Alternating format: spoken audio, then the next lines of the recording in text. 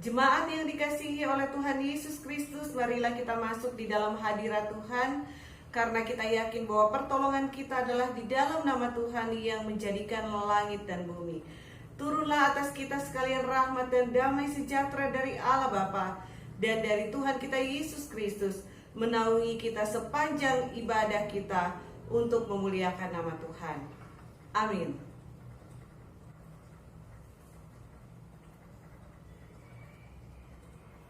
Jemaat yang dikasihi oleh Tuhan Yesus Kristus, marilah kita kembali di dalam kehidupan yang dianugerahkan Tuhan kepada kita. Dengan senantiasa kita boleh berjalan mengiring Tuhan di dalam persekutuan yang intim dengan Tuhan. Mari kita arahkan hati kita kepada Tuhan, mari kita terima berkat Tuhan. Kiranya kasih sayang Allah Bapa, anugerah dan rahmat di dalam Tuhan Yesus Kristus, dan dalam persekutuan dengan Roh-Nya yang kudus, menyertai dan memberkati kehidupan kita mulai dari saat ini sampai Tuhan Yesus datang kembali. Mari kita yang percaya katakan, amin. Shalom jemaat yang dikasihi oleh Tuhan Yesus Kristus, kita bersyukur kepada Tuhan karena pada hari ini kita memasuki minggu ketiga setelah Paskah.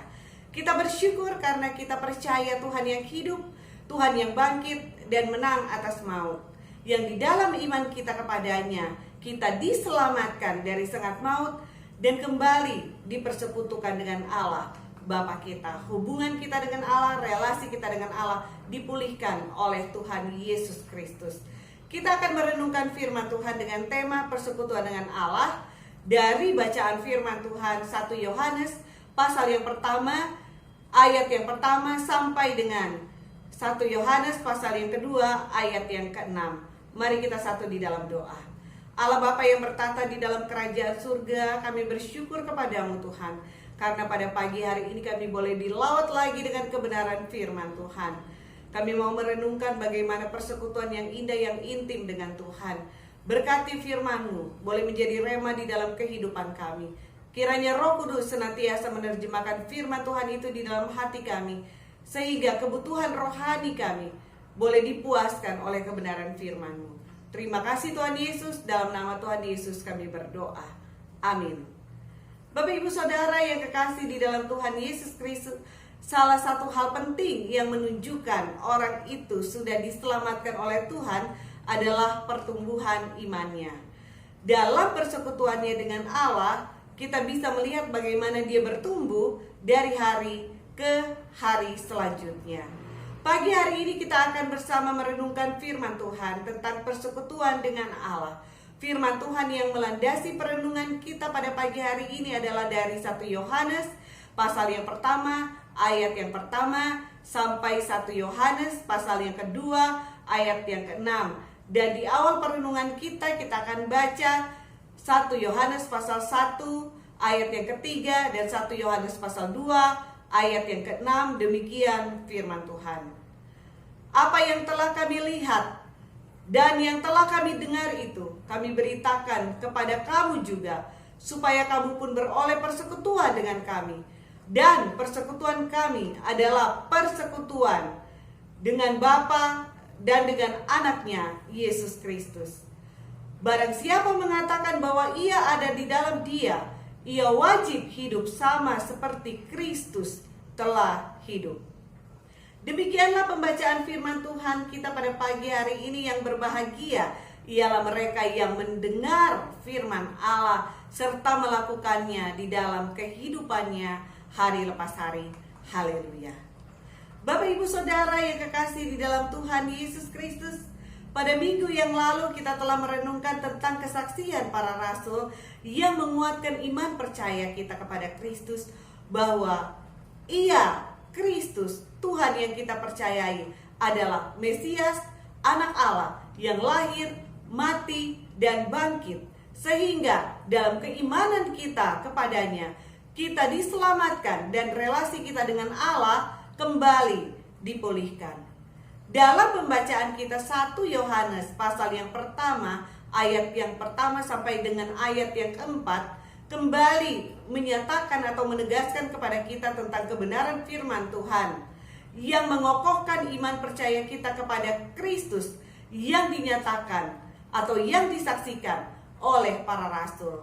Yaitu di ayat yang pertama berkata, apa yang telah ada sejak semula, yang telah kami dengar, dan yang telah kami lihat dengan mata kami, yang telah kami saksikan, dan yang telah kami raba dengan tangan kami tentang firman hidup, itulah yang kami tuliskan kepada kamu. Hidup itu telah dinyatakan, dan kami telah melihatnya. Dan sekarang kami bersaksi dan memberitakan kepada kamu tentang hidup kekal yang ada bersama-sama dengan Bapa dan yang telah dinyatakan kepada kami. Apa yang telah kami lihat dan yang telah kami dengar itu kami beritakan kepada kamu juga, supaya kamu pun beroleh persekutuan dengan kami. Dan persekutuan kami adalah persekutuan dengan Bapa dan dengan anaknya Yesus Kristus.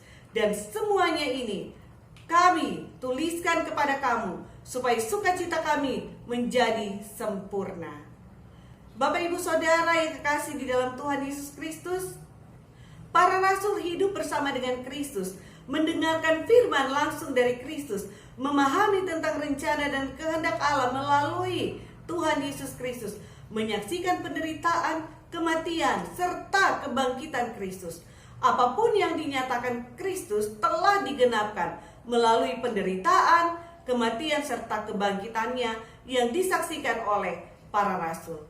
Para rasul dipanggil untuk memberitakan berita keselamatan ini, sehingga ada banyak orang yang mendengar serta mengalaminya dan menjadi percaya, juga mendapatkan keselamatan.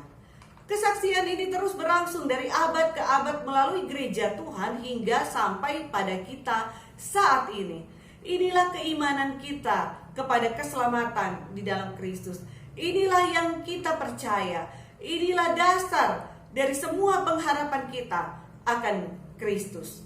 Tujuan terbesar dari karya Kristus menyelamatkan manusia dari maut adalah untuk mendamaikan serta mempersekutukan kembali manusia dengan Allah, di mana hubungan antara manusia dengan Allah telah terputus oleh karena dosa. Persekutuan orang beriman dengan Allah sangatlah penting, karena melaluinya orang percaya dapat mengalami pertumbuhan rohani, dibimbing oleh firman dan oleh Roh Kudus pada jalan kebenaran Allah di sepanjang kehidupannya. Orang percaya itu menikmati perjalanan hidup bersama dengan Allah hingga akhir kehidupannya. Kemudian ia akan berdiam bersama dengan Allah di dalam kekekalan. Di dalam perenungan ini ada 3 hal yang akan kita renungkan bersama-sama tentang persekutuan Allah dengan orang percaya di dalam Kristus. Hal yang pertama adalah hidup dalam terang Allah. Kita akan lihat dari 1 Yohanes pasal yang pertama, ayat yang ke-5 sampai dengan ayat yang ke-7. Demikian firman Tuhan. Dan inilah berita yang telah kami dengar dari Dia dan yang kami sampaikan kepada kamu. Allah adalah terang, dan di dalam Dia sama sekali tidak ada kegelapan. Jika kita katakan bahwa kita beroleh persekutuan dengan Dia, namun kita hidup di dalam kegelapan, kita berdusta dan kita tidak melakukan kebenaran. Tetapi jika kita hidup di dalam terang sama seperti Dia ada di dalam terang, maka kita beroleh persekutuan seorang dengan yang lain, dan darah Yesus anaknya itu menyucikan kita daripada segala dosa. Bapak ibu saudara yang kekasih di dalam Tuhan Yesus Kristus, di sini Yohanes menegaskan kepada kita bahwa Allah adalah terang. Artinya adalah di hadapan Allah tidak ada sesuatu pun yang terselubung, yang tidak terbuka di hadapannya. Apapun tentang kita Allah tahu, sampai di lubuk hati kita yang terdalam sekalipun tidak ada yang tersembunyi dari Allah. Terang Allah juga berarti kebenaran yang sejati, yang menjadi acuan dari seluruh kebenaran yang kita percayai, yang akan menuntun hidup kita untuk melakukan kehendak Allah dan hidup berkenan di hadapan Allah. Kita sudah dibenarkan oleh Kristus akan hidup dalam terang Allah di sepanjang kehidupan kita. Dikuduskan oleh terang itu sampai kita kembali bersekutu dengan Allah di dalam kekekalan. Terang Kristus juga memungkinkan kita untuk hidup bersama di dalam suatu persekutuan sebagai sesama saudara seiman. Karena kita hidup di dalam terang Kristus dan hidup kita terbuka di hadapan Kristus, maka kita sesama jemaat juga dapat melihat terang Kristus ada di dalam kehidupan kita dan kita dapat dipersekutukan karena kita hidup bersama di dalam pikiran Kristus, di dalam kasih Kristus, di dalam hati Kristus.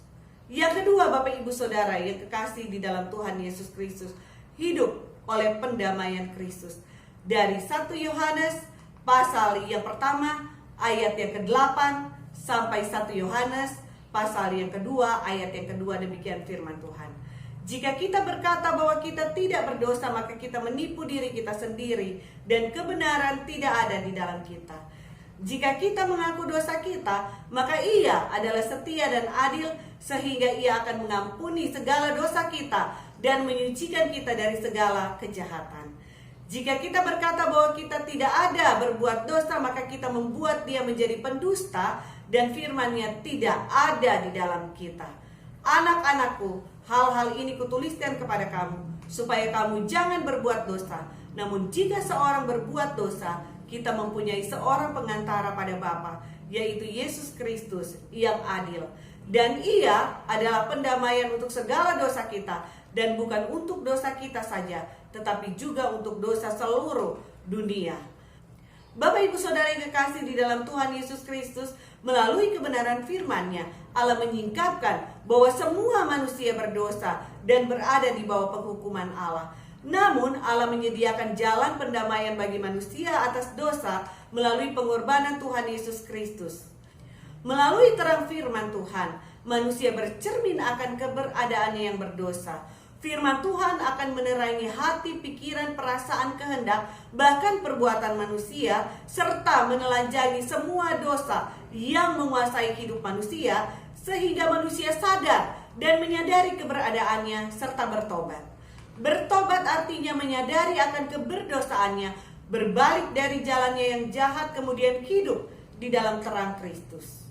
Pengorbanan Kristus telah mendamaikan kita dengan Allah dan menjadi pengantara antara kita dengan Allah, menjadikan kita anak-anak Allah, pewaris kerajaan Allah bersama-sama dengannya. Kita adalah pendosa ketika kita masih hidup di luar Kristus, dan kita juga dapat jatuh ke dalam dosa walau kita sudah percaya kepada Kristus. Selama kita hidup di dalam dunia ini, kita masih dapat saja jatuh ke dalam dosa. Namun Kristus akan tetap menjadi pengantara kita dengan Allah dalam kita menyelesaikan kejatuhan serta dosa-dosa kita. Hal ini disampaikan kepada kita bukan memberikan kelonggaran kepada kita bahwa kita boleh jatuh ke dalam dosa, nanti juga bisa bertobat. Bapak Ibu Saudara, umur manusia serta kesempatan hidup manusia tidaklah ada yang tahu, dan itu semua berada di dalam tangan kehendak Tuhan. Tuhan menghendaki kita untuk terus berjaga serta melawan godaan iblis. Kesempatan hidup kita hendaknya mengingatkan kita betapa berharganya pengorbanan Kristus bagi kita serta karunia Allah yang menyelamatkan kita. Dan kesempatan indah ini tidaklah boleh disia-siakan untuk kita bisa terus hidup di dalam dosa. Bapak Ibu Saudara yang kekasih di dalam Tuhan Yesus Kristus, firman Tuhan saat ini juga mengingatkan kepada kita bahwa ketika kita jatuh di dalam dosa, maka yang harus kita lakukan adalah kita menyadari keberadaan kita. Kita datang kepada Tuhan, kita mengakui dengan tulus ikhlas di hadapan Tuhan. Karena hanya setiap dosa yang disadari dan diakui di hadapan Tuhan, itulah yang diampuni oleh Tuhan. Orang yang mengaku dosa di hadapan Tuhan dengan tulus ikhlas akan diperdamaikan oleh Kristus dengan Allah. Orang yang telah mengaku dosa di hadapan Allah dan telah diperdamaikan dengan Allah melalui pengorbanan Kristus, orang itu akan hidup di dalam damai sejahtera Allah. Yang ketiga adalah hidup melakukan kehendaknya. Dari 1 Yohanes pasal yang kedua, ayat yang ketiga sampai ayat yang ke-6.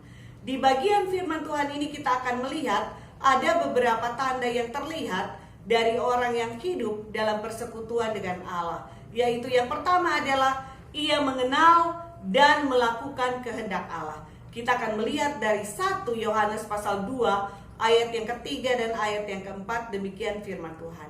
Dan inilah tandanya bahwa kita mengenal Allah, yaitu jikalau kita menuruti perintah-perintahnya. Barang siapa berkata aku mengenal dia, tetapi ia tidak menuruti perintahnya, ia adalah seorang pendusta dan di dalamnya tidak ada kebenaran.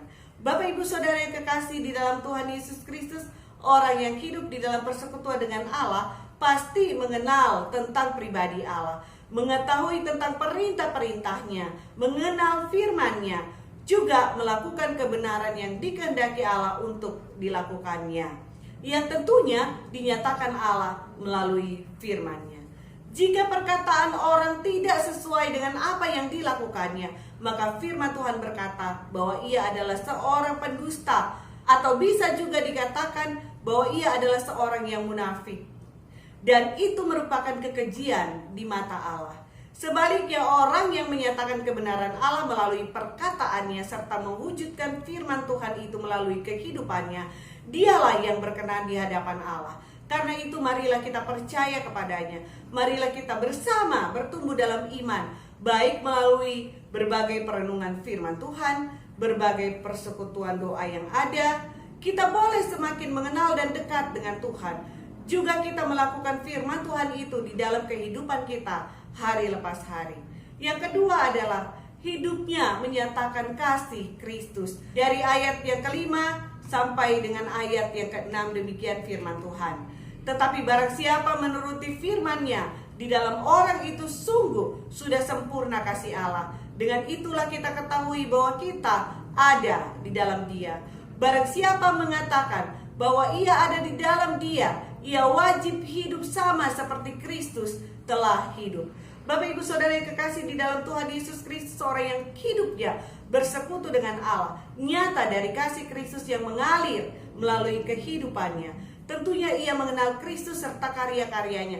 Tentunya ia juga memahami betul bahwa ia dipanggil untuk melayani Tuhan, dan hidupnya di dunia ini adalah suatu kesempatan yang istimewa untuk melayani Kristus.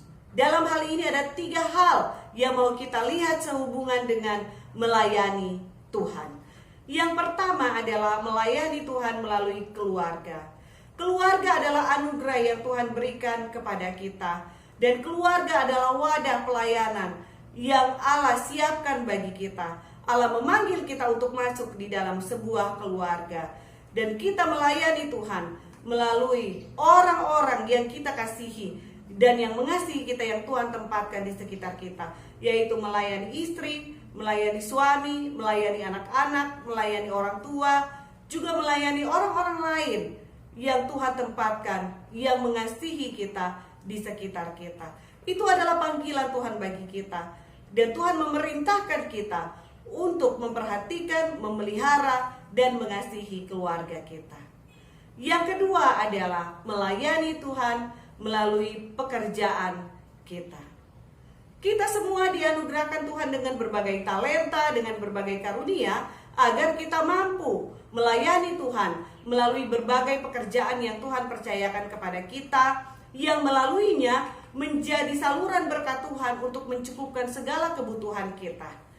Kita hendaknya tetap menyatakan Kristus melalui lingkungan kerja kita. Kita bekerja karena kita menghargai talenta karunia yang Tuhan berikan kepada kita. Dan kita bekerja karena melalui pekerjaan Tuhan memberkati kehidupan kita. Yang ketiga adalah melayani Tuhan melalui gereja Tuhan di mana Tuhan menempatkan kita.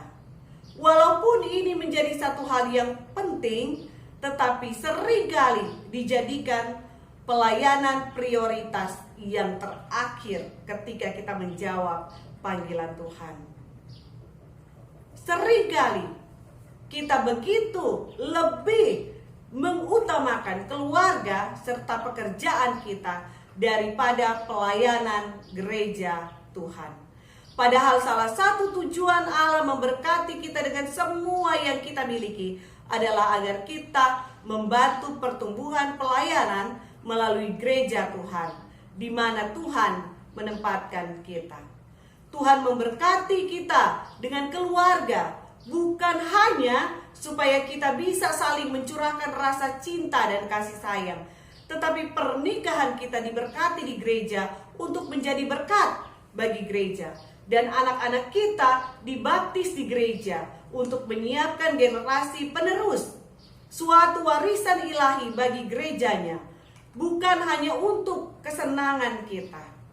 Saat ini betapa sulitnya untuk regenerasi pelayanan, karena ada banyak orang tua yang menolak pelayanan, yang dengan demikian secara tidak langsung menjadi contoh yang buruk bagi anak-anak, yang juga nantinya membentuk mental anak-anak kita, yang dengan mudah dapat menolak pelayanan untuk melayani di gereja di mana Tuhan menempatkannya. Orang percaya dianugerahi banyak sekali talenta dan karunia, namun mengapa begitu berat hati untuk mengambil bagian pelayanan, padahal Tuhan sudah memanggilnya berulang kali, baik melalui firman-Nya, melalui para hamba Tuhan, juga melalui orang-orang yang Tuhan utus untuk menyatakan panggilan itu kepadanya. Terlalu beratkah beban keluarga dan pelayanan di dalam pekerjaan sehingga menolak untuk melayani Tuhan secara struktural di gereja? Pelayanan gereja bukanlah suatu beban. Pelayanan gereja bukanlah salib yang harus dipikul. Pelayanan gereja juga bukan hanya sekedar tanggung jawab, tetapi pelayanan di gereja adalah kesempatan, anugerah, serta kemuliaan di mata Tuhan.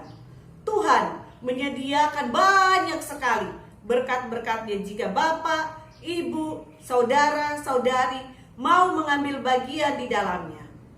Saya katakan ini dengan tegas karena saya tidak mau ada satupun jemaat yang kehilangan berkat Tuhan karena tidak bersedia melayani Tuhan di gereja Tuhan. Tidak mau melayani Tuhan di gereja di mana kita bergereja saat ini, yaitu di Gereja Kristus Bandung. Saat ini, coba Bapak, Ibu, Saudara, Saudari, kita sama-sama membayangkan tentang semua pelayanan yang ada di gereja kita. Pertanyaan saya adalah, pelayanan apa yang akan dilakukan oleh gereja bagi seorang jemaat yang diam dan tidak bisa lagi berbuat apa-apa? Jika ada saudara lain di samping Bapak Ibu Saudara saat ini, katakan jawaban Bapak Ibu Saudara kepada mereka.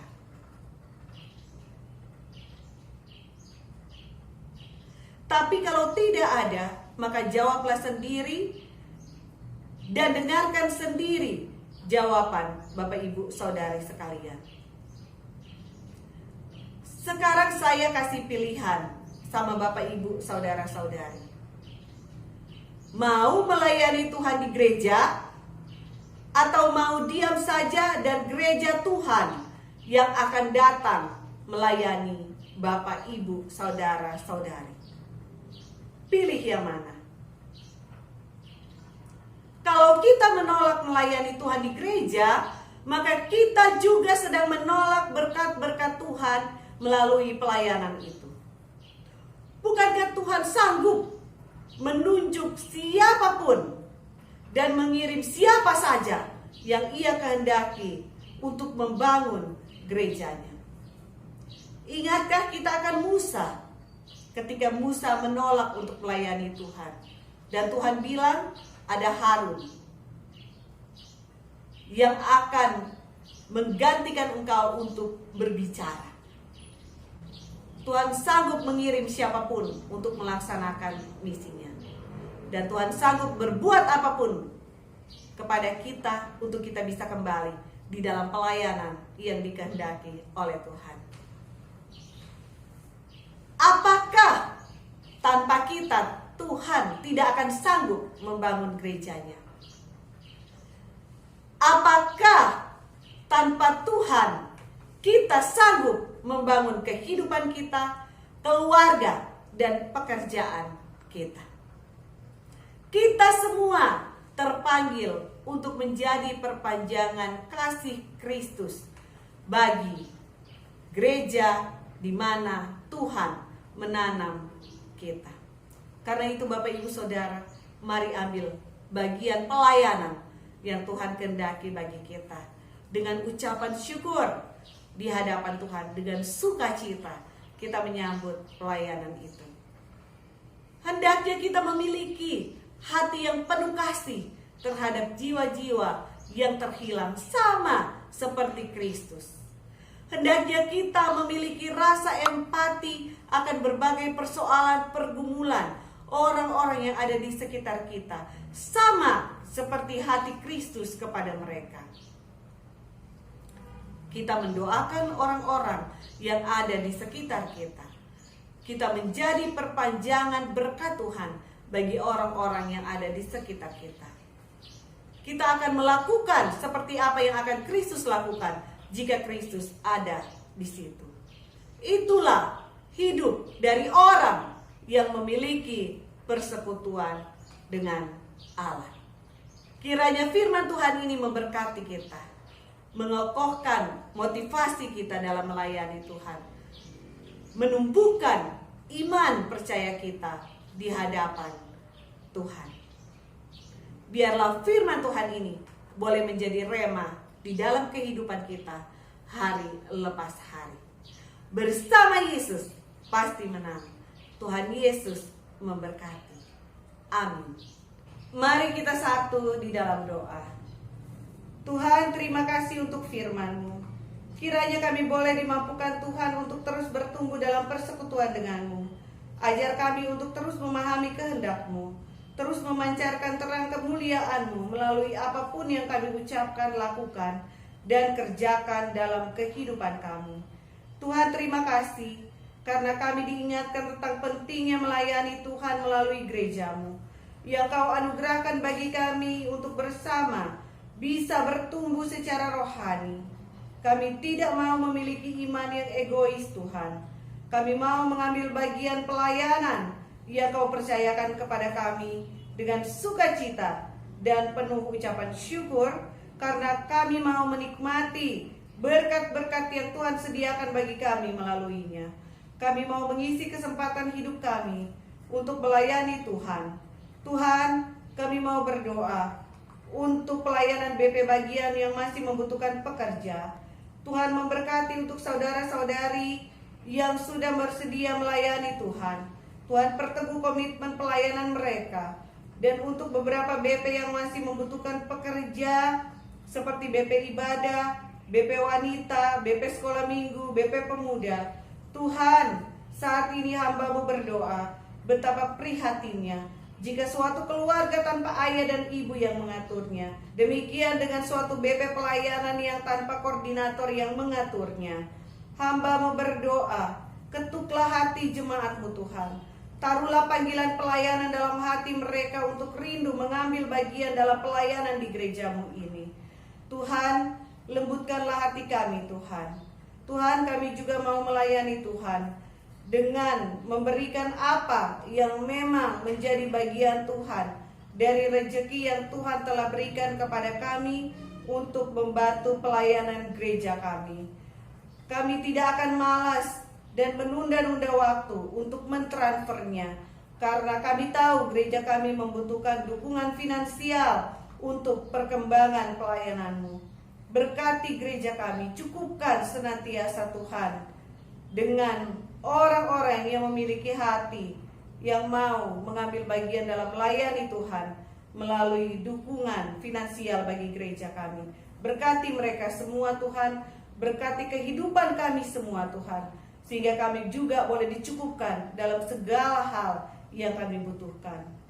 Kami yakin Tuhan bahwa Tuhan sumber segala berkat akan senantiasa membukakan berkat-berkat-Mu dengan cara-Mu, meskipun di tengah pandemi yang masih berlangsung sampai dengan saat ini. Tuhan, berkati kami, berkati pelayanan gereja kami, berkati semua pelayan yang ada, rohaniwan, penatua, serta aktivis. Karuniakan hikmat-Mu dalam menjalankan semua pelayanan kami Tuhan. Kami berdoa untuk seluruh jemaat Yang sakit Tuhan pulihkan, yang lemah Tuhan kuatkan, yang susah Tuhan hiburkan, yang membutuhkan pekerjaan Tuhan bukakan kesempatan pekerjaan bagi mereka. Yang bergumul dengan jodoh Tuhan pertemukan dengan orang yang seiman dan mengasihi Tuhan. Tuhan berkati sekolah anak-anak kami. Bersyukur untuk anak-anak yang sudah melewati masa-masa ujian, dan Tuhan tolong dalam mempersiapkan pendidikan selanjutnya. Berkati untuk anak-anak yang masih terus melanjutkan studi hingga dapat mengakhiri semester ini dengan baik. Tuhan berkati pemerintah bangsa dan negara kami. Berkati saudara-saudari kami yang ditimpa bencana alam.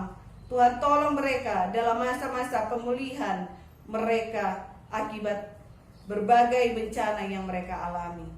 Inilah doa syafaat kami Tuhan, yang kami bawa hanya di dalam nama Tuhan Yesus yang sudah mengajar kami berdoa. Bapa kami dalam surga, dikuduskanlah namamu, datanglah kerajaanmu, jadilah kehendak-Mu di bumi seperti di surga. Berikanlah kami pada hari ini makanan kami yang secukupnya, dan ampunilah kesalahan kami, seperti kami juga mengampuni orang yang bersalah kepada kami. Dan janganlah membawa kami ke dalam pencobaan, tetapi lepaskanlah kami daripada yang jahat, karena Engkau yang punya kerajaan, kuasa dan kemuliaan sampai selama-lamanya. Amin.